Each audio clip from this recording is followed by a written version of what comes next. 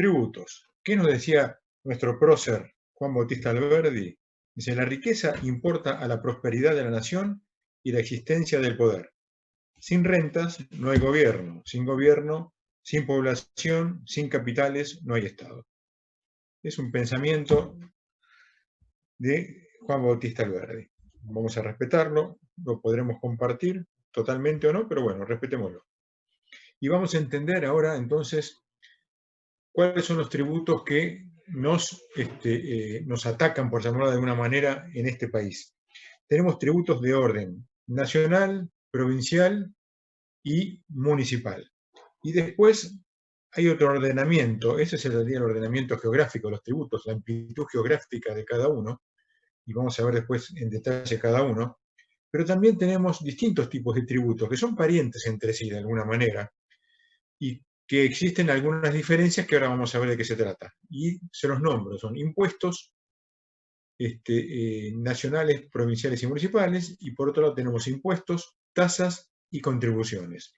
Vamos a ver de qué se trata cada uno y van a ver que hay un cierto parentesco entre ellos, entre impuestos, tasas y contribuciones, pero que hay algunas diferencias, que las vamos a ir viendo. A ver, primero vemos el concepto jurídico del tributo. Dice, son las prestaciones pecuniarias, o sea, en dinero, que el Estado o ente público, autorizado al efecto por aquel, o sea, por el Estado, en virtud de su soberanía territorial, exige de sujetos económicamente sometidos a la misma, a la soberanía territorial. O sea, acá es que nos está diciendo que el Estado, con su poder de imperio, en forma directa o delegando, exige tributos para generar la recaudación, que es la principal fuente de ingresos. Para que sea una idea de cómo se basaba, en cuál es el criterio progresivo del tributo, y cuando digo progresivo, ¿qué estoy diciendo? Que contribuye más o paga más el que más capacidad contributiva tiene. Y por el contrario, regresivo es todo lo contrario, sería que no tiene en cuenta la capacidad contributiva y pagan todos lo mismo. El que más capacidad contributiva tiene y el que menos capacidad contributiva tiene. Eso es el impuesto regresivo. Los impuestos en este país, la mayoría, los que más recaudan son los progresivos. Vamos a avanzar.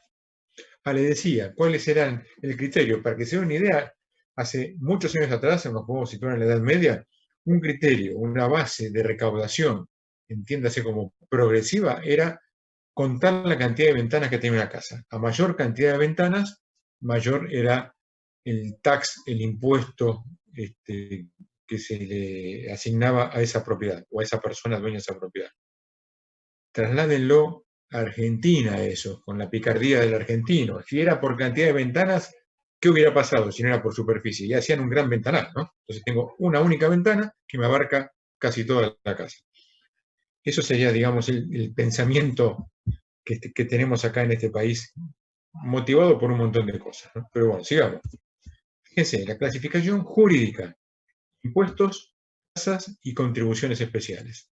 Vamos a ver de qué se trata cada uno. Impuestos, prestaciones en dinero. Sí, no sé si alguien dejó el micrófono abierto o me quiere preguntar algo, chicos. Bien, sigamos. Son las prestaciones en dinero o en especie exigidas por el Estado en virtud de su poder de imperio a quienes se hallen en las situaciones consideradas por la ley como hechos imponibles. A ver, ¿qué estamos diciendo acá? El hecho imponible es la acción económica que le da nacimiento al impuesto. O sea, yo cometo algo, cometo ese error, por llamarlo de alguna manera, se dispara el impuesto. ¿Por qué? Porque es algo que le dio nacimiento. A eso, ¿cómo lo llamamos? Hecho imponible, o presupuesto de hecho o nacimiento del impuesto. Prestaciones pecuniarias exigidas compulsivamente por el Estado y relacionadas con la prestación efectiva o potencial. Acá está la diferencia con el anterior, con el impuesto.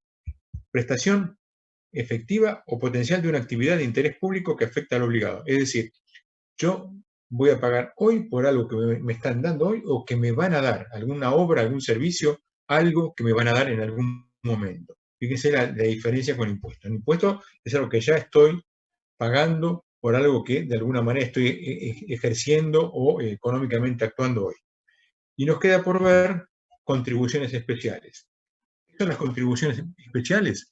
Fíjense, es la prestación obligatoria debido a razón de beneficios individuales o de grupos sociales, derivado de la realización de obras públicas o de especiales actividades del Estado. Ejemplo, imagínense que una localidad con otra está separada por un río y para poder conectarlas tengo que a lo mejor recorrer 100 kilómetros más que si tuviera un punto de conexión ahí. Se construye un puente, Vialidad o quien fuera, construye una nueva ruta con un puente que conecta esas dos localidades. Bueno, en ese caso estaría pagando por una construcción, una contribución especial por una mejora derivado en la realización de obras públicas. ¿Se entiende entonces? Impuestos, tasas y contribuciones. Digamos. Ahora vamos a clasificar los impuestos en función del ámbito de aplicación. Entonces, decimos que son impuestos nacionales, provinciales o municipales. Vamos a ver cada uno de ellos. Nacionales. Son gravames que aplica la nación ya en el ejercicio de poderes conferidos por la Constitución o ya en el ejercicio de poderes conferidos por el Congreso de la Nación. ¿Qué le estoy diciendo con esto? ¿Qué les digo con esto? Que el impuesto es una ley, que la sanciona el Congreso o viene por parte de la Constitución ya delegado. Entonces, y para que se dé una idea, la ley de impuesto a las ganancias, o sea, el impuesto a las ganancias es una ley, el IVA es una ley. Son todas leyes que sanciona el Congreso. Los impuestos son leyes. Provinciales. Gravames que aplican las provincias, el ejercicio de poderes no delegados en virtud de regímenes de unificación y coparticipación. Después vamos a ver de qué se trata eso de unificación y coparticipación. Y municipales, cada comuna, en función de las actividades económicas que allí se realizan, aplican distintos tributos. ¿Cuáles son los principales municipales? La tasa de seguridad y higiene, ¿sí? El ABL, ¿sí? Las patentes, bueno, estos son todos esos impuestos municipales. Vamos a entrar tampoco en los impuestos nacionales. Fíjense, lo que nombramos antes, el hecho imponible, un postulado básico, también llamado presupuesto de hecho, es el acto que da, o hecho, que da nacimiento al impuesto. Y acá, ¿qué es lo que vamos a destacar? Que el impuesto nace cuando hacemos algo, o sea, un acto, ¿sí? Que tiene un trasfondo económico y que de esa manera genera el nacimiento del impuesto. Entonces, ¿cuál es el mecanismo legal para evitar ese acto que da nacimiento al impuesto? La elusión, o sea, no evasión, elusión, o sea, eludir el acto que da nacimiento al impuesto. Imagínense, y no es el caso que a lo mejor mejor pueda ejemplificar, pero el caso de cómo Messi avanza con la pelota y no se la pueden gambetear. Y me refiero a Messi, jugador de fútbol, y no a la familia Messi, que ha tenido actos importantes de evasión de impuestos, ¿no? Sigamos. Impuestos nacionales, seguimos. Impuesto de aduana. Fíjense en qué consiste el impuesto de aduana.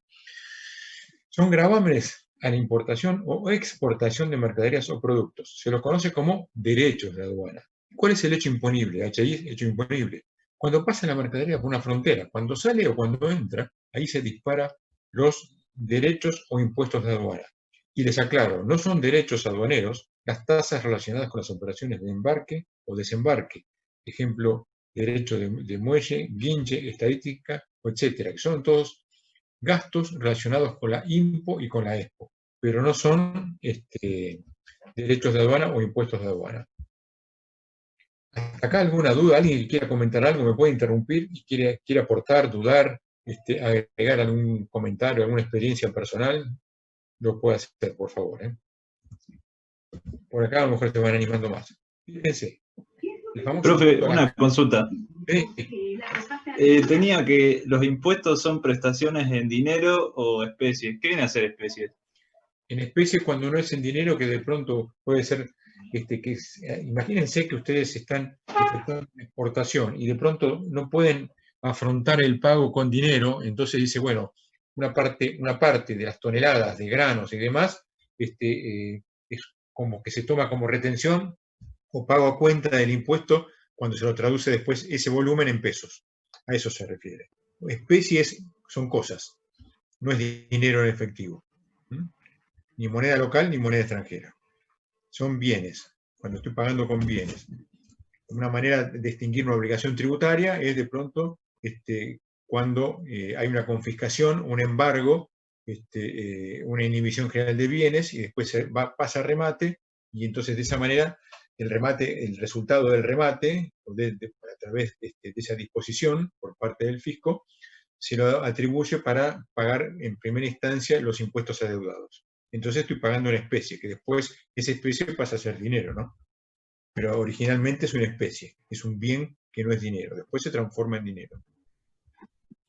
Perfecto, ¿Sí? gracias. Bien. Una preguntita más. Cuando se habla de dinero, en el caso de Sí. que atraviese la frontera de una nación, ¿en Sí. qué moneda siempre se elige alguna que sea más fuerte o está No, a ver, establecido en de el qué lado caso, tiene que estar? a ver, en la base de cálculo, por ejemplo, en una exportación, vamos a exportar. Nosotros, cuando hacemos una exportación, exportamos en moneda extranjera, por lo cual, ¿qué vamos a presentar al fisco? La factura que le hacemos al comprador del exterior, donde va a decir que la base de cálculo de esto es una masa de dólares, ¿sí? En función de la moneda habitualmente, la moneda internacional es el dólar, bueno, ahora el yuan está avanzando bastante, con lo cual el euro en algún momento se utiliza cuando exportamos a Europa, pero digamos que son dólares, consideremos dólares. Bueno, ¿cuál es la base de cálculo? El tipo de cambio al momento, al día de la exportación, ¿sí? de la masa de dinero en moneda extranjera que estoy utilizando. ¿Qué cotización tomo?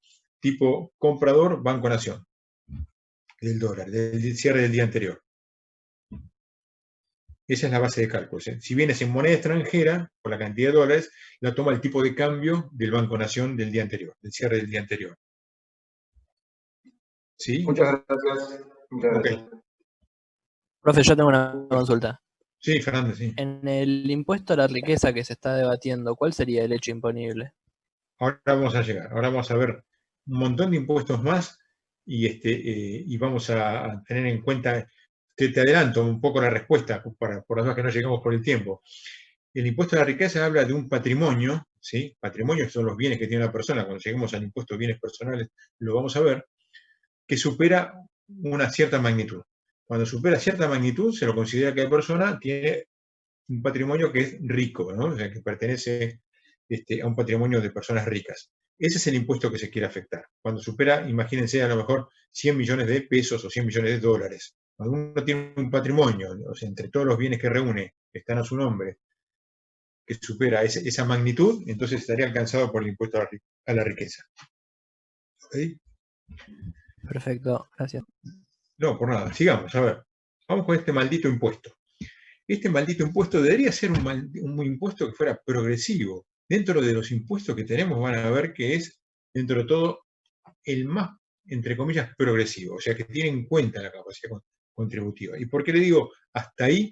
Porque las bases de deducción son exiguas comparadas con lo que debería ser, con lo cual nos terminan confiscando parte del ingreso. Y ahora lo vamos a ver.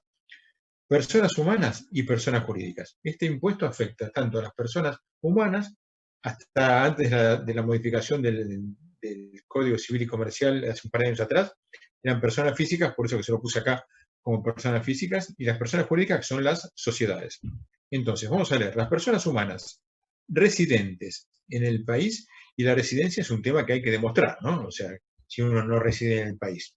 En su momento se decía que residente era aquella persona que permanecía más de 180 días dentro del país. Ahora le están agregando otros tópicos como para evitar que la persona no pueda o quiera demostrar que es residente en el exterior. Entonces, vamos a ver, las personas humanas residentes en el país tributarán el impuesto sobre sus ganancias de fuente argentina y extranjera. Hacemos un alto acá.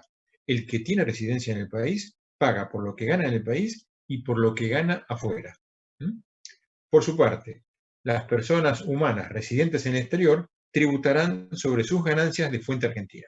Entonces nos ubicamos en el mapa de la República Argentina y decimos, el que está dentro del mapa, vive dentro del mapa, paga por lo que tiene dentro del mapa y lo que tiene afuera.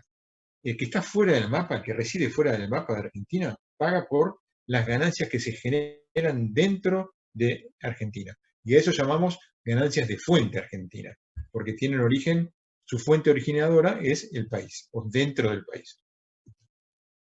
Vamos a ver la teoría de la fuente. Fíjense, las ganancias de las personas humanas alcanzadas por el impuesto son aquellas que cumplen con 3 condiciones. O sea, a ver, estamos hablando de personas humanas, no personas jurídicas, ¿eh? Entonces, para que exista impuesto a las ganancias, se tienen que dar estas 3 condiciones: periodicidad, permanencia y habilitación. Periodicidad significa que la frecuencia sea real o potencial. O sea que tiene que existir frecuencia, que se esté cumpliendo o que se haya cumplido una y que se vaya a cumplir próximamente otra. Pero se tiene tiene que repetirse. Permanencia. La fuente debe seguir existiendo luego de generar la ganancia. Y ahora les voy a dar un ejemplo. O sea, no se tiene que extinguir cuando se generó el negocio. Tiene que seguir permaneciendo aún después de haberse generado el negocio que dio la ganancia. Y habilitación de la fuente productora. La fuente debe estar en condiciones de generar ganancias y estar habilitada. Entonces, estas son las 3 condiciones para que las personas humanas o físicas estén alcanzadas por el impuesto a las ganancias.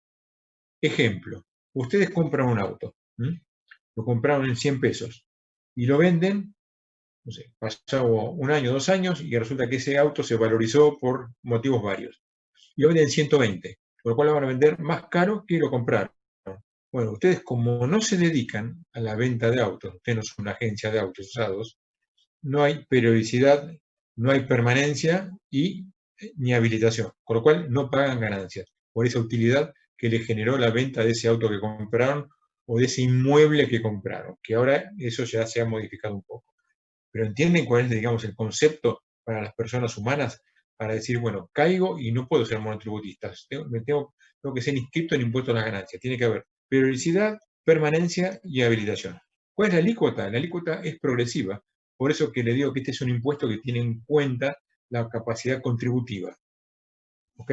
Después, háganme acordar, le cuento una anécdota que me ocurrió a mí en el estudio con un cliente, si tenemos tiempo cuando cerramos esto.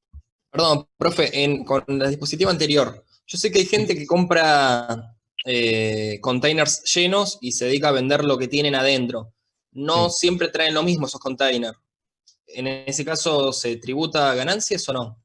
Debería tributarse ganancias, y también primero porque los containers llenos no creo que sean valores que permita ser monotributista.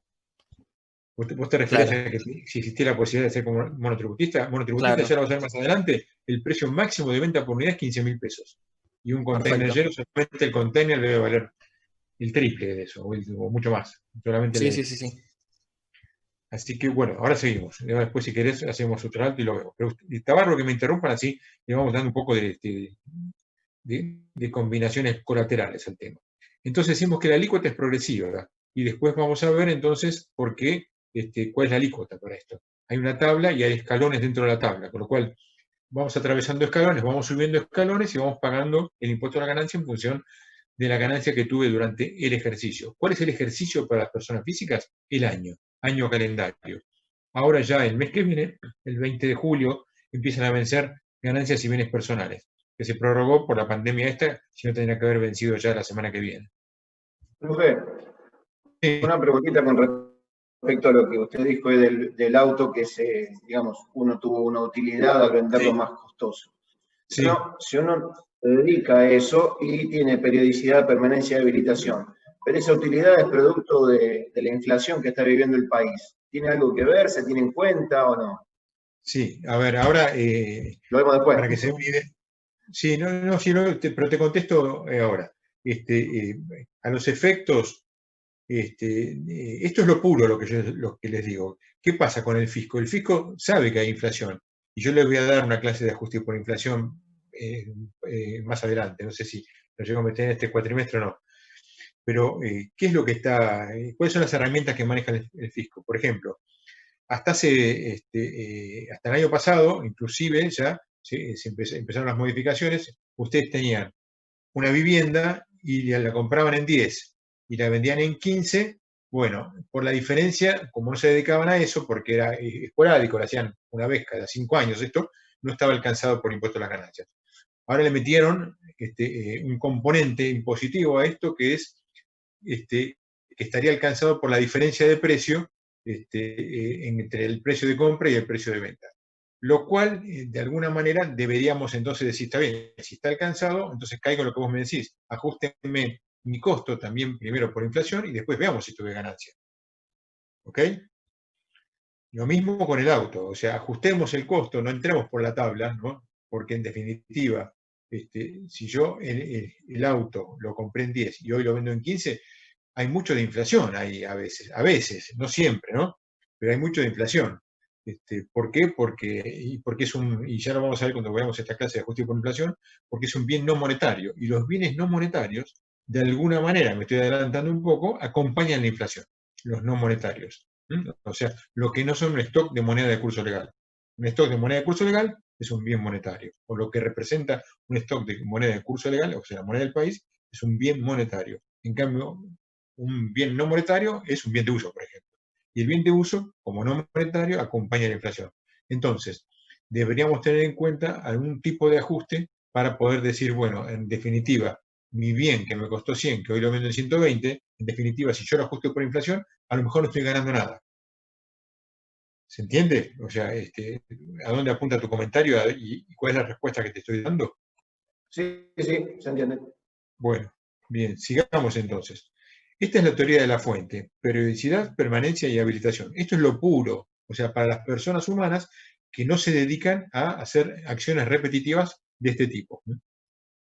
Veamos la teoría del balance. Fíjense, esto es lo que abarca a las sociedades y a las empresas. Entonces dice, según esta teoría, son ganancias todas aquellas que cumplan o no, perdón, con las condiciones de periodicidad, permanencia y habilitación de la fuente. O sea, las condiciones que se le imponen a las personas humanas, obtenidas por las sociedades que las que deriven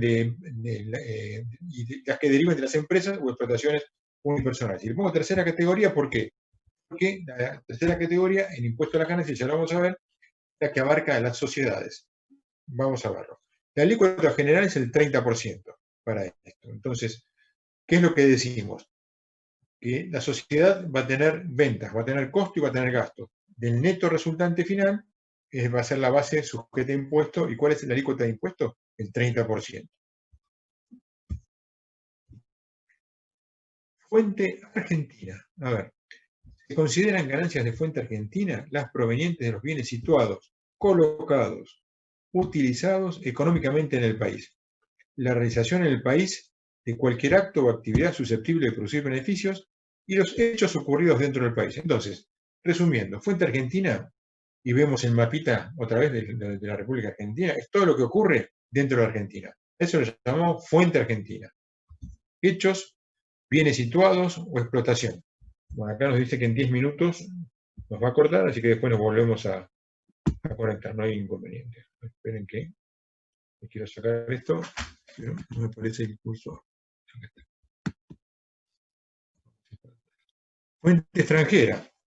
Por oposición, se consideran ganancias de fuente extranjera las provenientes de bienes situados, colocados o utilizados económicamente en el exterior, la realización en el extranjero de cualquier acto o actividad susceptible de producir beneficios, los hechos ocurridos fuera del país. O sea, todo lo que ocurre fuera del país, ¿sí? Los bienes, la realización de hechos y cualquier otra situación así que genere una actividad económica que está fuera del país, se llama fuente extranjera. Ahora vamos a ver las categorías del impuesto a las ganancias. Fíjense, la primera categoría, hay 4 categorías de impuesto a las ganancias. La primera es esta, la renta del suelo. Cuando decimos renta del suelo nos estamos refiriendo a, para que lo vean más gráficamente, a la renta de inmuebles. Yo tengo varias unidades, varios departamentos y los alquilo. ¿Y cuáles van a ser los gastos que yo puedo deducir? Yo voy a tener ingresos por esos alquileres. Y lo pongo acá en letra roja para que lo vean porque es lo que ustedes tienen que interpretar como sentido común. Los gastos necesarios para obtener, mantener y conservar la fuente grabada. ¿Sí? Entonces, siempre, en todos lados se va a dar esto. ¿Qué es lo que puedo deducir en un impuesto? Yo tengo un ingreso bruto menos un montón de costos y gastos. Esos costos y gastos van a ser los necesarios para obtener, mantener y conservar. En este caso, de primera categoría, ¿qué es lo que voy a poder deducir? El haber, las reparaciones, mantenimiento, expensas, etc. ¿Ok? Esto sería primera categoría, renta del suelo. Y los gastos que puedo deducir se van a repetir los conceptos en las 4 categorías. Segunda categoría, renta de capitales. Comprende la renta proveniente de la colocación del capital títulos, bonos, cédulas, debentures, cauciones. O sea, esto ya es financiero totalmente. ¿Y cuáles son los gastos que me van a poder AFIP permitir deducir? Los gastos necesarios para obtener, mantener y conservar las ganancias grabadas. En este caso, como son operaciones financieras, voy a poder mencionar comisiones, gastos de brokers y demás. ¿Bien? Vamos a la tercera categoría. Fíjense, la tercera categoría, ya entramos en las sociedades acá. Comprende la renta proveniente de la actividad de sociedades de capital, SA, SRL, SCA, sociedad de economía mixta, etc. ¿Y cuáles son los gastos necesarios para poder deducir, obtener, mantener y conservar las ganancias grabadas? A ver, ¿quién lo ve esto? ¿Dónde me aparecen estos gastos en una sociedad? Yo tengo un balance. Las sociedades emiten balance. ¿En qué parte o en qué cuerpo yo puedo visualizar esto dentro de un estado contable? A ver quién lo ve. ¿Dónde aparecen estos gastos reflejados?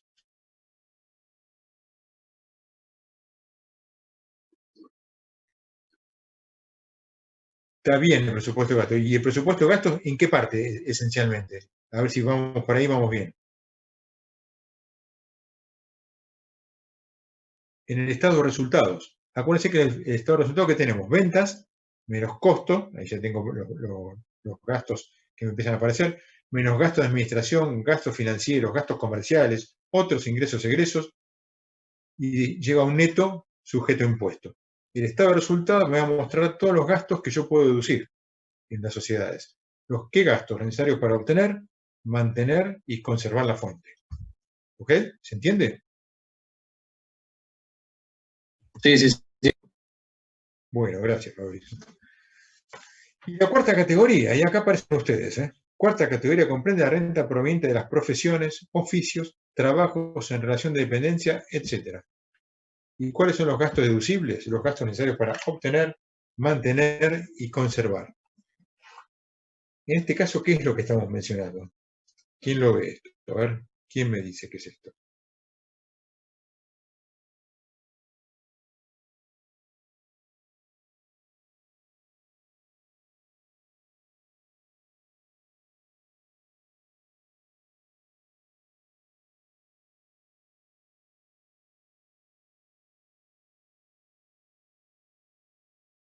Deducir gastos. ¿Cuáles son esos gastos?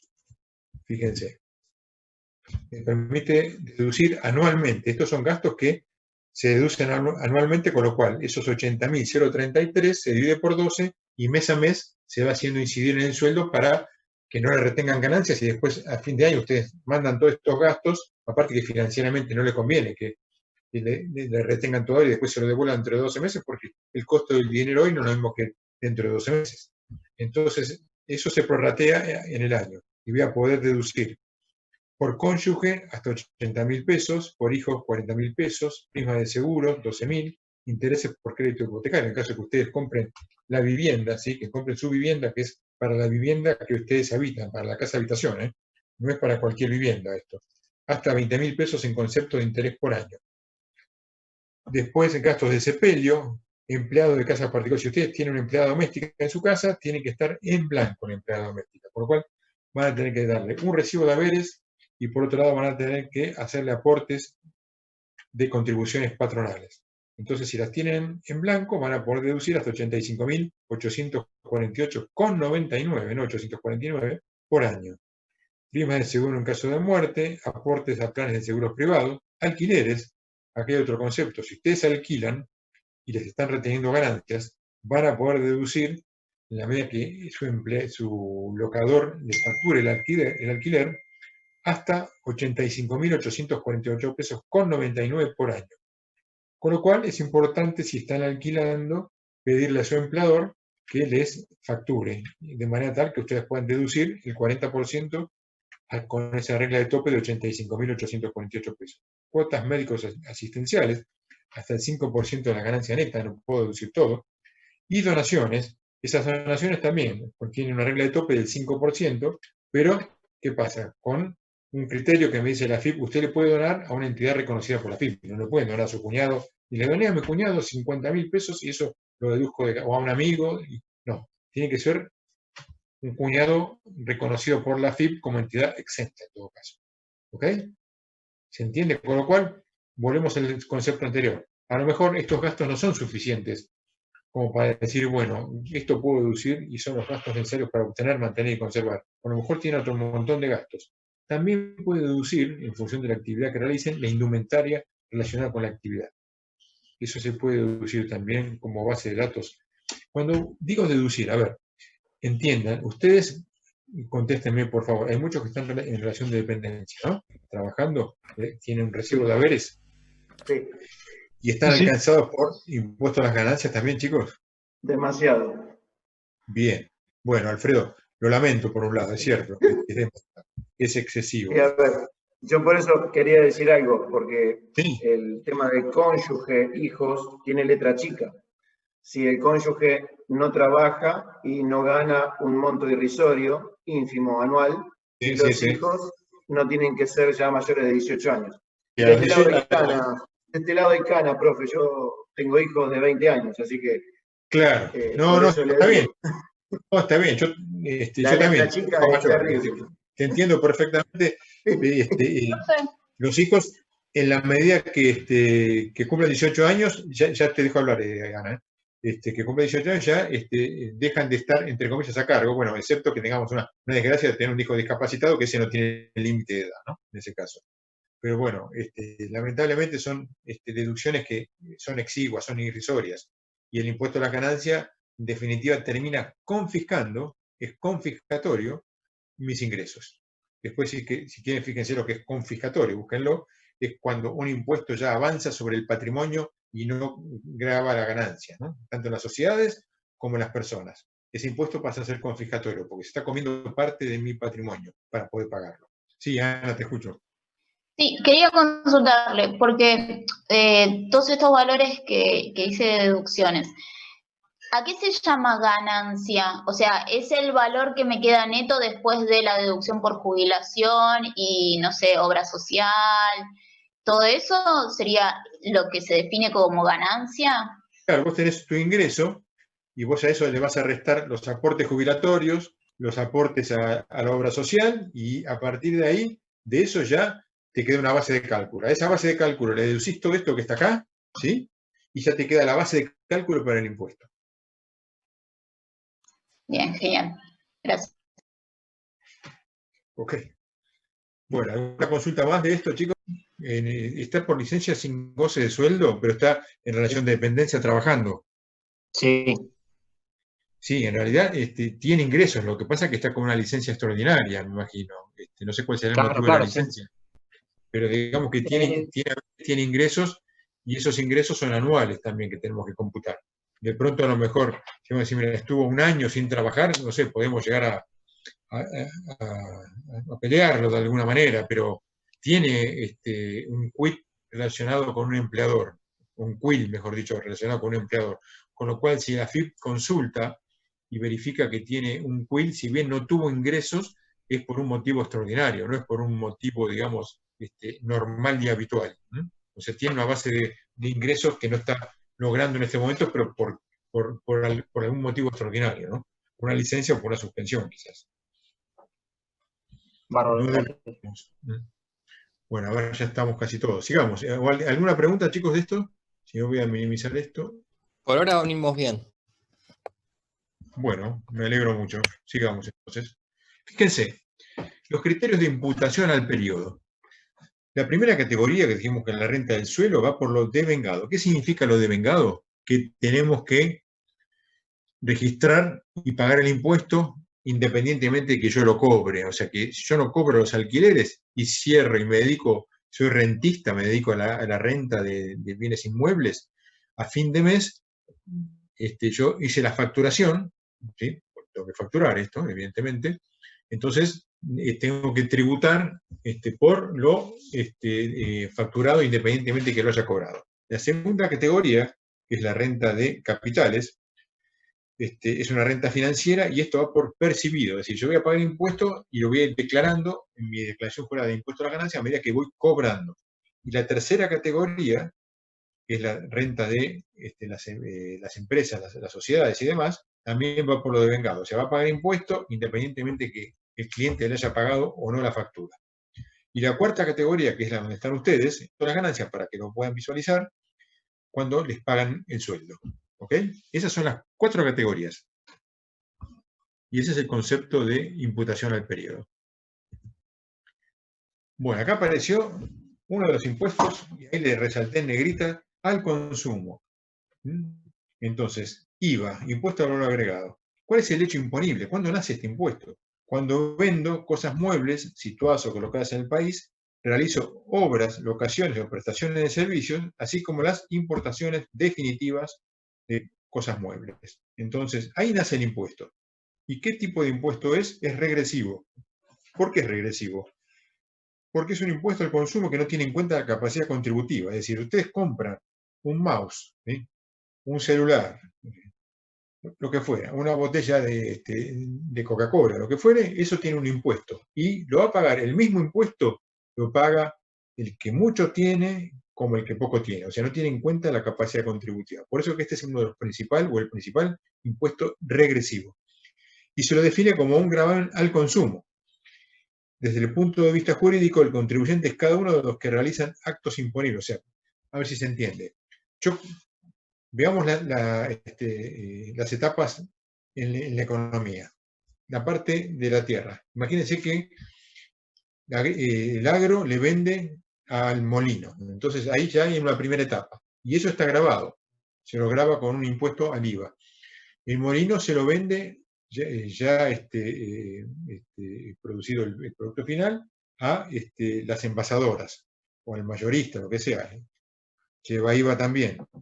El mayorista se lo vende a la cadena o directamente el molino se lo vende a la cadena al público. ¿Sí? Hay como 5 o 6 etapas. Entonces, en cada una de esas etapas se dispara el IVA. ¿Qué tipo de IVA? IVA débito fiscal, porque está vendiendo, y por otro lado va a tener por las compras un crédito fiscal. Por eso que yo les pongo acá, que vale decir que hay tantos contribuyentes como operadores económicos en las diversas etapas del proceso. ¿Cuál es la alícuota general? ¿Se entendió el tema del IVA? ¿Por qué digo que hay tantos operadores como etapas? Porque cada vez que se vende uno a otro, hasta que llega al consumidor, se dispara el IVA, se dispara el hecho imponible. Discúlpeme, Aníbal, seguramente lo Sí. voy a explicar más adelante, pero ¿no hay también lo que yo compro de IVA contra lo que vendo se descuenta y se hace un balance? Sí, claro, sí, por eso te dije que así como existe el débito fiscal, existe el crédito fiscal por las compras. No me quiero meter mucho más con esto, pero dado que Aldo lo tiró, vamos a explicarlo. Veámoslo acá, en este ejemplo. Yo vendo, ¿sí? A ver, ¿por qué se llama impuesto al valor agregado? Vamos a definir, aclarar el nombre, ¿no? La etimología del rótulo. Fíjense, yo, a ver, compro, vamos a hacer una reventa para que sea más fácil. Compro un monitor en 1.000 pesos, ¿sí? Y lo vendo en 2.000, más IVA. ¿Cuánto tengo de IVA débito? El 21%, con lo cual voy a tener que, en mi factura va a decir, vendo un monitor en 2.000 pesos, total de IVA 420 pesos. IVA débito fiscal, total de la factura 2.420. ¿Hasta ahí me siguieron? Sí. Lo estoy vendiendo en 2.000 pesos más IVA, o sea, 420 pesos de IVA. Entonces, mi factura que yo le hago a esta persona que me compra el monitor va a ser un monitor, 2.000 pesos. IVA, débito fiscal, o IVA, 21%, 420 pesos. Total, 2.420 pesos el total de la factura. Si yo no hubiese hecho ninguna compra, al fisco le tengo que depositar los 420 pesos. ¿Por qué? Porque yo estoy cobrando a mi cliente yo. Entonces yo no me puedo quedar con un impuesto que no es mío. ¿Hasta ahí vamos? ¿Sí? Sí. Pero, ¿qué me dice el fisco? Tómese, entonces, como pago cuenta, lo que le hacen a usted. ¿Y qué me hacen a mí? Cuando yo compro, a lo mejor yo estoy revendiendo ese monitor, y yo lo compré en 1.000 pesos, con lo cual me hicieron una factura de 1.000 más 210. Cuando yo compro, tengo un crédito fiscal. Cuando vendo, tengo un débito fiscal. Cuando compro, tengo un crédito fiscal. Después, si tienen tiempo, fíjense en análisis de cuenta. Hicimos cuando arrancamos y veíamos IVA débito, IVA crédito, por qué se debitaba, por qué se acreditaba. Véanlo tranquilos y van a ver. Entonces, lo compré en 1.000 pesos más IVA, 1.210. Lo vendí en 2.000 pesos más IVA, 2.420. El fisco, ¿qué me dice? Págueme la diferencia. porque así como usted le cobró a su cliente, su proveedor se lo cobró a usted. Entonces, ¿cuánto tengo que pagar de IVA una vez que aplico esto? Yo tendría que pagar 420 por la venta. Y por otro lado, me tomo como crédito los 210 que le pagué a mi proveedor, al que me vendió a mí el monitor. Por lo tanto, tengo que pagarle al fisco 210 pesos.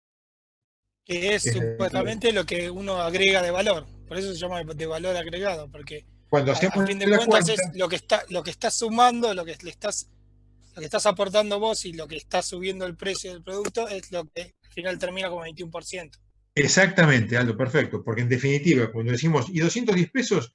¿Es el IVA de qué? De 1000, ¿sí? ¿Y el IVA de 1000 qué es? Lo que yo le agregué a mi compra para revenderlo. Por eso se llama impuesto al valor agregado, porque tiene en cuenta las compras, el IVA de las compras, y por otro lado me considera el IVA de las ventas. ¿Se entendió? Sí, sí, ¿Seguro? sí. Bueno, la alícuota general es del 21%, después hay alícuotas reducidas en función del producto, que es la mitad de la alícuota, el 10,5%, y después para los servicios, en el caso de luz, gas, teléfono, para los inscriptos, la alícuota se acrecienta y pasa a ser el 27%. Impuestos internos, ese es otro impuesto. Una consulta más con respecto a lo del IVA. ¿Eso tiene vencimiento? Por ¿Y la ejemplo, si posición? yo tengo crédito a favor. Sí. A ver, decime. Yo tengo crédito a favor y no vendo. Por ejemplo, compré granos y no los vendí. Sí. Te queda el crédito y lo utilizás cuando vendés. Tenés un Claro, saldo a favor. no se vence eso, ¿o sí? No, a ver. No sé si en el tema granos Cualquier rubro es me un refiero. tratamiento especial, ¿no? Pero si no, no, te queda un crédito que después haces, lo vas trasladando de posición en posición hasta que vos vendas, ¿viste? Porque en definitiva es un crédito. Vos tenés la chance de decir, bueno, si no es un saldo técnico, si son acrecentamientos, percepciones y demás que te hicieron, lo podrías reclamar a la FIP o decir, bueno, lo aplico a otros impuestos. Pero no se pierde así directamente esto, ¿eh? Bien, gracias. Ok. Digamos, impuestos internos. Esto vamos a ir rápido, pero para que lo tengan en cuenta. Afectan el consumo de diversos productos, aunque el sujeto de la obligación no sea el usuario definitivo, o sea, es intermedio. Actualmente agrupa los impuestos de dos grandes categorías, título 1, título 2. ¿Qué abarca título 1? Tabacos, alcoholes, bebidas alcohólicas, cubiertas para neumáticos, vinos, combustibles y aceites lubricantes. Y el título 2, artículos de tocador, objetos suntuarios, seguros, bebidas gasificadas, refrescos, jarabes, extractos o concentrados. Bien, esto para que lo recuerden. Yo después esto se lo mando, chicos, ¿eh? Así después lo pueden leer tranquilos si les interesa, lo recuerdan, lo refrescan y lo tienen en cuenta. Vamos a seguir avanzando. Ahora vamos a caer en un impuesto de tipo, fíjense a dónde llega la voracidad fiscal, ¿no? Que dice, bueno, inventaron un impuesto ya hace muchos años, ¿no? Que se llama ganancia mínima presunta. ¿Qué es lo que dice? Ya el nombre se dan cuenta que es tiene animosidad recaudatoria, ¿no? ¿Por qué? Porque es la ganancia mínima presunta. El fisco, ¿qué es cómo pergeñó esto? Dice, si usted tiene un activo, entiéndase lo que es activo, disponibilidades, créditos, bienes de cambio, bienes de uso, créditos no corrientes, tiene un activo de 1 millón de pesos, supongamos, por algo lo tiene, con lo cual lo va a aplicar eso a generar utilidades, a generar operaciones. Entonces, por ese activo que tiene, págueme el 1%. Entonces dice, pero, un momento, el impuesto se llama ganancia mínima presunta. O sea, lo que me está diciendo es que lo mínimo presuntivamente que voy a ganar es el 1% de mi activo. Y si perdí, si tuve un mal año, si tuve una cuarentena de 6 meses, bueno, no, en ese caso, lamentablemente, no va a tener ganancias, me va a tener que pagar el impuesto a la mínima presunta. Pero, y si tengo ganancias, no. En ese caso, si tiene ganancias, aplique lo que paga de ganancias y descuéntelo de mínima presunta. O sea, tiene, digamos, un ánimo recaudatorio un poco desmedido, ¿no? Vamos a verlo. Fíjense. Ganancia mínima presunta. El impuesto se determina sobre la base de activos valuados acorde a la presente ley.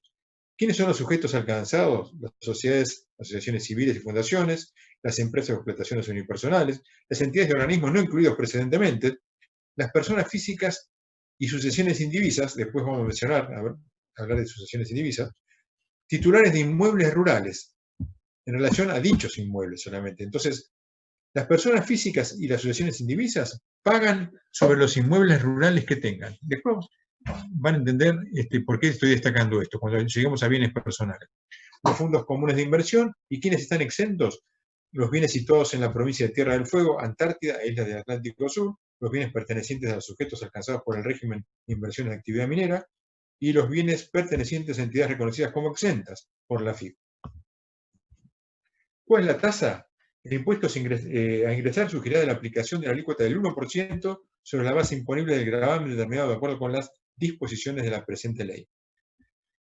¿Qué es lo que excluye mínima presunta? Las altas de los bienes de uso, en el caso de automotores y demás, en el periodo que sea de alta, no forman base de cálculo para el impuesto. O sea, ahí tenemos de pronto un acto piadoso por parte del legislador, ¿no?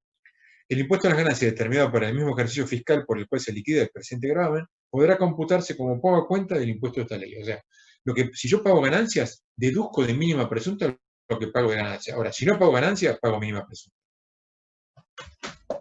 Bien. Vamos a bienes personales ahora. Vamos un poco rápido, pero bueno, quiero llegar, no sé cuánto resta. Bueno, quedan todavía 15 a 20 minutos, ¿no? A ver. Fíjense, esto es una foto. Este impuesto va a vencer ahora. Y acá, esto es una foto que le sacan a ustedes, a todos los contribuyentes, el 31 de diciembre. El que salió movido, salió movido. Lo lamento. ¿Qué es lo que le quiero decir con salió movido? El que no tomó recaudos, no tomó recaudos. El que no logró hacer elusión, no evasión. Y ahora vamos a ver cuál sería, entre comillas, la elusión, ¿no? Es mínima también, pero que se puede hacer para este impuesto. Fíjense, las personas físicas domiciliadas en el país y las sucesiones indivisas radicadas en el mismo, por los bienes situados en el país y en el exterior. O sea, las personas físicas que viven acá, ¿sí? Y las sucesiones indivisas que están radicadas acá en el país, pagan por lo que tienen acá y lo que tienen en el exterior. Y las personas físicas domiciliadas en el exterior y las sucesiones indivisas radicadas en el exterior, por los bienes que tienen aquí, en Argentina. ¿Qué es una sucesión indivisa? A ver, vamos a aclararlo por las dudas. ¿Alguien sabe o alguien puede darme una pauta para saber si saben qué es una sucesión indivisa? Bueno, a ver, vamos a hablar de sucesión indivisa rápidamente. Se muere el causante, un tío de ustedes. Puede ser que eso le iba a decir, como son propiedades que nunca se hicieron la sucesión y que se siguen cobrando, no sé, alquileres o cosas así. Claro, alquileres o lo que fuera, independientemente. Imagínate que hay una persona que tiene una cuenta radicada en el exterior con $100.000 y de pronto dice, bueno, esto se lo voy a dejar a Ana Laura y a la hermana de Ana Laura, o al hermano de Ana Laura, no sé si sos hija única, pero bueno, a quien corresponda, a tus hermanos o a tu mamá o a tu papá, a quien sea. Entonces, hay herederos, ¿sí?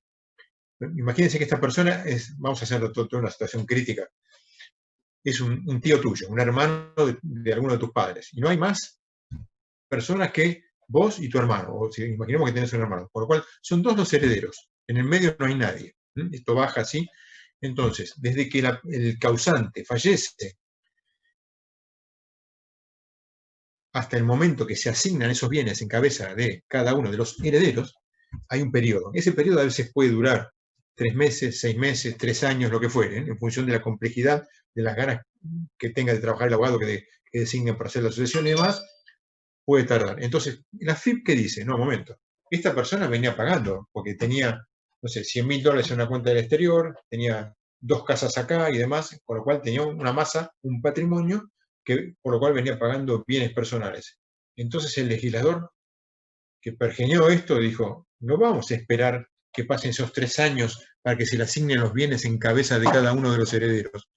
Vamos a designar a partir del fallecimiento de la persona, del causante, un administrador de la sucesión indivisa, entre comillas, porque todavía no se dividieron los bienes, y esa persona a fin de cada año va a tener que sacar la foto al 31 de diciembre y pagar bienes personales en mayo o en junio del año siguiente, hasta que se asignen estos bienes en cabeza de cada uno de los herederos y deje de ser una sucesión indivisa. ¿Se entendió? Yo porque tengo un caso personal, pero yo no estoy cobrando nada, absolutamente nada. Heredé por... ¿Por qué decís cobrando? Claro, porque mi tía cuando se murió tenía unos Sí, terrenos en España, sí, que somos los únicos herederos, pero nunca lo sí, heredamos porque, bueno, cuestiones familiares, que vive otra familia muy lejana en esos terrenos. Nunca sí. hicimos la venta, tampoco cobramos alquiler ni nada, Mm. ni tampoco hicimos la sucesión de esos terrenos. Claro, Entonces, lo que pasa es que no sé cómo terminará esto. Me suena medio que van a terminar no muy bien, pero bueno, no importa. Eso porque ustedes van a reclamar sí. la No, parte que le yo ya ni corresponde. reclamo, pero no sé si es que realmente corresponde que, no No, sé cómo. no, a ver, si vos decís si corresponde que yo pague algo, que en tu caso que vos, Ana Laura, pagues algo al fisco por esto, ¿esa es tu pregunta? Sí, igual no quiero que piense la gente que soy una potentada, porque son unos terrenos, unos campos en el medio de la nada en España. No sirven No, para. no importa. Tampoco lo minimices, no importa, porque siempre algo tiene valor, pero acá tiene que haber, cuando alguien fallece, la ley, el fisco de cada lugar, actualmente donde ocurre el causante, donde fallece el causante, designa, ¿sí?, a un administrador de la sucesión. En España, en este momento, tiene que haber, para el fisco español, alguien que esté impulsando esta sucesión, porque no puede quedar en la nada eso, no puede quedar que se murió y o pasa para el Estado o se lo quedó el que vivía ahí. Acá hay algo gris, en una zona gris, ¿no? Entonces, bueno, no sé cómo lo podrán impulsar ustedes, pero debería haber algún tipo de reclamo por parte de ustedes preguntando cuándo termina esa asociación, quién está manejando la asociación, tratar de contactarse con un abogado en España para que le eche un vistazo del expediente, ¿sí?, como para saber qué está pasando, porque si lo dejan así, esto o termina en manos por lo que se llama usucapión, que es después de 20 años acá en Argentina, por ejemplo, después de 20 años y pagando los impuestos municipales, uno se queda con la propiedad, es el juicio de usucapión, ¿no?, habiendo demostrado que vive ahí, que pagó los impuestos y demás. No sé si existirá ese usucapión en España, pero algo puede haber parecido, y lo que está esperando esta gente, o los herederos, o los nietos, o los hijos, es que pase el tiempo para quedárselo. Entonces, ustedes deberían actuar tratando de contactar a algún abogado, si les interesa, obvio, si piensan que es algo importante, que les va a servir para traer algunos euros para acá, para que revise la situación, el expediente de esta sucesión allá, en España. Algo está ocurriendo, evidentemente. El silencio no Claro, pero conduce a nada. si yo no percibo nada de todo eso, en teoría no es que estoy evadiendo el fisco ni nada por el estilo. No, para nada. No, porque hay una asociación indivisa que tiene que estar en cabeza de un administrador de la asociación, que es el responsable, se llama responsable sustituto por deuda ajena, Perdón, ¿también no en puede la ser figura que esto nunca se haya inscrito como bien personal en Argentina? esta asociación. ¿Estás hablando de lo que dijo Ana? Sí, exactamente. Los terrenos que nunca se enteró la Argentina que los tenía. Entonces, Seguro que no, seguro porque si esto lo está impulsando, se está impulsando en España y no sé si estará impulsando o no, quizás tampoco se está impulsando. O sea, concretamente, la declaratoria de herederos tendría que venir en algún momento y nombrarla a Ana o a quien corresponda como uno de los herederos con un porcentual que se calcula en función de las fórmulas matemáticas que hacen los abogados para saber cuánto le corresponde. Imagínense que le corresponde un 33%, o sea, un tercio de esto. Bueno, por un tercio, cuando ella se le asigne, y pasará al patrimonio de ella, la plata o lo que fuere, o parte de ese terreno que va a tener un tercio de terreno en el exterior, pero mientras tanto sigue siendo indiviso, con lo cual tiene que haber un responsable en España que tiene que estar impulsando esta sucesión. Y es el responsable del fisco español también. Acá no llega nada todavía, hasta que no se asigne, hasta que no se designe el heredero y se le asigne la parte que le corresponde. Por acá ella no tiene ninguna obligación, por ahora. Genial, buenísimo. Bueno, tratá de averiguar algo, a ver si es tan buenísimo o no, a ver si todavía te encontrás con una sorpresa agradable. Bueno, sigamos, a ver. Fíjense, bienes personales, seguimos con bienes personales. La ley es machista, ¿sí? Acá tenemos un caso donde no fue considerado el feminismo al impulsar esta ley. Entonces, ¿qué es lo que dice esta ley? Que va a declarar el marido, el pobre hombre, si quieren llamarlo así, por los bienes propios. propios. ¿Qué son bienes propios? Los bienes que no son gananciales, o sea, aquellos que al casarse ya eran preexistentes o que se demuestra después de casarse que no provienen del fruto del esfuerzo matrimonial, del esfuerzo ganancial. Entonces, en la medida que haya un acuerdo prenupcial, donde se demuestra cuáles son los bienes gananciales y los fondos con los cuales se está llegando al matrimonio, la ley considera que todos los bienes gananciales los tiene que declarar el marido, más los bienes propios. O sea, el marido declara los bienes propios más los bienes gananciales. Fíjese lo machista que es esta ley, ¿no? Y ahora van a ver, vamos a llegar en el próximo slide, en la próxima diapositiva, que les pongo lo mismo que le acabo de decir y después les destaco algo que nosotros lo utilizamos como argumento en el estudio para disminuir el pago del impuesto. Fíjense.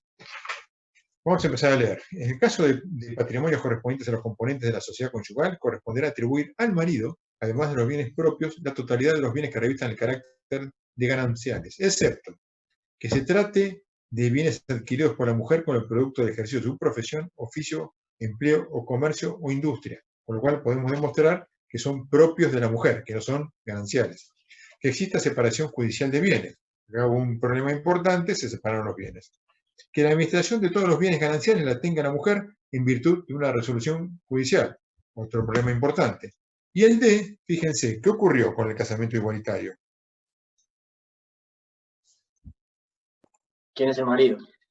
¿Quién es el marido? ¿Está definido, no está definido por ley quién es el marido en el casamiento igualitario? Por lo tanto, ¿qué dice la ley? Como no está definido, todos los bienes gananciales que lo declaren 50% cada uno de los cónyuges. Entonces, para que la ley sea pareja para todos, nuestra recomendación en el estudio, y que no tiene, digamos, ninguna contra, es que los bienes gananciales los declaren 50% cada uno. ¿Por qué? Así se pueden tomar dos mínimos y bajan el impuesto a pagar. Ejemplo, el impuesto, ahora lo vamos a ver en el cuadro, el mínimo no imponible de bienes gananciales son 2 millones de pesos. Imagínense que tenemos bienes gananciales por 3 millones de pesos. Lo tendría que declarar el marido, con lo cual tendría que estar pagando impuesto por 1 millón de pesos, que es lo que excede a los 2 millones, que es el mínimo no imponible. Pero si lo declaran los dos, declararían 1,5 millones cada uno, con lo cual nadie paga impuestos.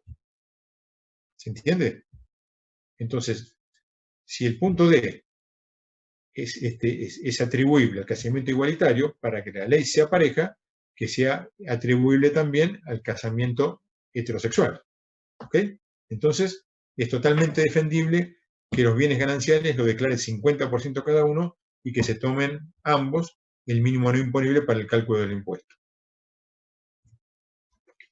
¿Cuáles son los bienes que están exentos? Los bienes pertenecientes a los miembros de las misiones diplomáticas, las cuentas de capitalización, las cuotas sociales de las cooperativas, los bienes inmateriales, llaves, marcas, patentes, derechos, los bienes amparados por las franquicias de la ley 1940. Profe, Sí. una consultita de la diapositiva anterior. Entonces, Sí, si vamos. por ejemplo, yo me caso Sí, y con mi marido, yo Sí. gano más que mi marido, sí. igual él va a seguir teniendo que declarar como ganancias conyugales. No entendí esa parte. No, pero esto es Porque, bienes personales, no es ganancia. Este es otro impuesto, es bienes personales. perdón, sí, o sea, Acá es por los bienes que tenés. sí, Acá es por los bueno, bienes. Entendiendo por bienes si tenés ahorros, o sea, en moneda extranjera y demás. ok. Si yo, por ejemplo, con plata que gané, no sé, compro en moneda extranjera, yo gano más plata que mi marido Sí, y tengo bienes personales, entonces. sí. Yo no puedo declarar como que son pertenecientes a la sociedad conyugal. A ver, si vos los compraste antes de casarte, son tuyos, son propios, no son pertenecientes a la sociedad conyugal. Eso es el primer Entonces punto. tengo O que sea, declarar bienes personales. entonces tenés que declararlo vos porque son propios, no son gananciales. Primero. Ok. Después, segundo, si vos ganás más que tu marido y nada decís cuando compran un bien, o sea, compran una casa, un departamento, y dicen, si nada se dice en la escritura que esto proviene de los ahorros de Ana Laura y demás, así que el escribano lo ponga en la escritura, si nada se dice, es ganancial. ¿Ok? Ok. Con lo cual, ese bien, el bien ganancial ese, lo tendría que declarar, siguiendo el machismo de esta ley, tu marido. Pero el consejo, nuestro consejo de estudio contable impositivo, ¿qué es? Declaren 50% cada uno. En este caso, vos tendrías que declarar tus bienes propios, o sea, los que vienen antes de casarte, ¿sí? Que no se compraron a posteriori, que nada se escribió como que eran propios, más el 50% de este bien que compraron los dos y que nada detallaron que era propio de alguno de los dos. ¿Ok? Ese sería el concepto, digamos, como para redondear lo que me preguntás. Ok, genial. Buenísimo. Bueno, a ver, sigamos entonces. Y después, fíjense, ¿quiénes están exentos del impuesto? Los inmuebles rurales, a que se refiere a la ley de impuesto a la ganancia mínima presunta. O sea, los inmuebles rurales no se declaran en mínima presunta. Acuérdense que dijimos que entraba en el capítulo de bienes personales. Las sociedades, las personas físicas y las asociaciones indivisas que tuvieran inmuebles rurales no iban por mínima presunta, sino por bienes personales. Y en bienes personales, los inmuebles rurales están exentos. Con lo cual, por ese lado es donde lo tenemos que tener en cuenta. ¿Qué tienen que tener en cuenta cuando yo les digo elusión? O sea, no evasión, sino elusión. Para que se den una idea, están exentos los depósitos en caja de ahorro y los plazos fijos. Con lo cual, si tenemos plata el 28 de diciembre en cuenta corriente, el mismo 28 de diciembre la pasamos a caja de ahorro, nos sacan la foto y el 2 de enero la volvemos a poner en cuenta corriente. ¿Por qué? Porque la cuenta corriente está alcanzada, es base de cálculo de bienes personales. Y eso es elusión, es totalmente lícito. ¿Ok? Bueno, dice que nos quedan 10 minutos más. A ver, si llegamos, no llegamos, ¿no? No sé qué hora es, cómo estamos con la hora. No, ya estamos jugados, ¿no? Ustedes, ¿a qué hora empiezan? Y 45, ¿no? Sí, Sí, correcto. ya. Bueno, vamos a hacer una cosa, no los voy a entretener más. Vamos a cerrar bienes personales y dejamos la última parte de impuestos para la clase que viene. Y si tienen preguntas de impuestos, tráiganlas porque se acercan las fechas de presentar el CIRADIC, que vence ahora el 30 de junio, y bienes personales y ganancias que vence a partir del 20 de julio. Así que la próxima clase los espero con inquietudes de este tipo y habiendo resuelto por grupo un ejercicio. Así que pónganse de acuerdo, si quieren, elijan los 3 primeros y yo les di 3 ejercicios. Administrense ustedes. Son gente grande, ya son casi ingenieros, chicos, pónganse de acuerdo y traigan resuelto un ejercicio por grupo. Si algún grupo quiere hacer 2, bienvenido, mejora el concepto. Pero con uno es suficiente. Nos vemos la próxima clase, ¿sí? Y terminamos de ver impuestos y vemos los ejercicios que trajeron resueltos ustedes. A ver si lo pudieron resolver o no. Y si no, los encamino o se los resuelvo yo en clase. Terminamos esto y ya los libero. No estarán alcanzados por el impuesto los sujetos indicados en el inciso. Bueno, ¿cuál es el mínimo no imponible? 2 millones de pesos. O sea, a partir de 2 millones de pesos empiezo a pagar impuestos. Esos 2 millones de pesos eran $100.000 en el año 91 cuando nació este impuesto. Fíjense que hoy deberían ser, a tipo de cambio oficial, 9 millones de pesos y es 2 millones. Está exenta la casa de habitación. O sea, donde yo vivo, esto es una modificación del año pasado, si vale hasta 18 millones de pesos, está exenta. Más de 18 millones de pesos en la casa de habitación, o sea, donde yo vivo, pago por lo que excede de los 18 millones de pesos. Después, ¿cuál es el gravamen?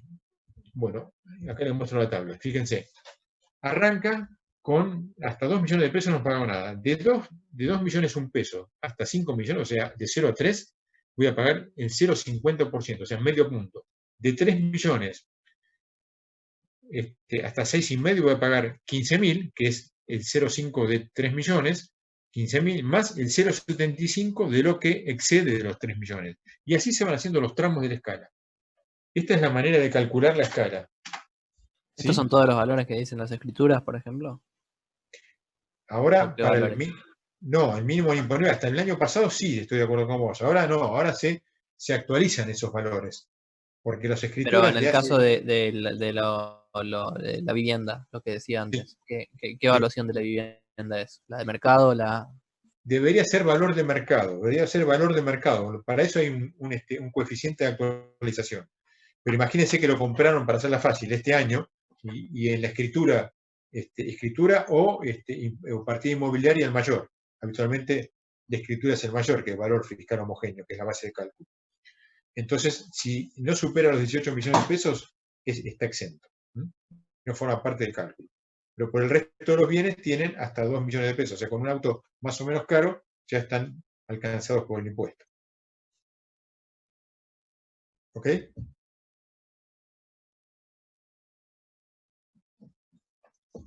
¿Se fueron o siguen algunos ahí, chicos?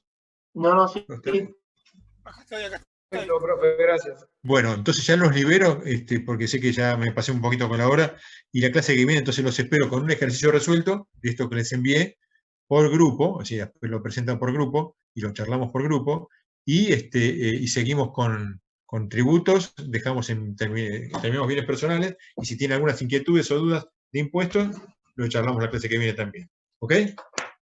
Muchas Bueno, gracias. Muy bien, profe, gracias. Muchas gracias, profe. Hasta luego. Hasta luego, nos vemos.